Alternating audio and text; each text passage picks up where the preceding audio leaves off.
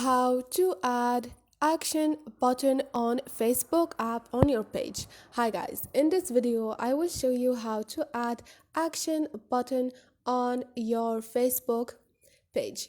Easy and quick. First thing, go to your Facebook, click on it.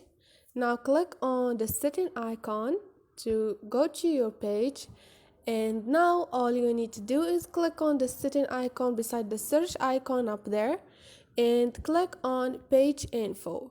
Scroll down and you're gonna find action button. Click on it and click on add button.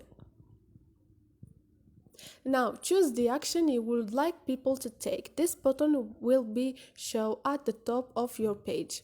Shop on website, view, gift card, or start order. Choose one of them, and if you are done, just click on it, and this is it. Don't forget to like and subscribe.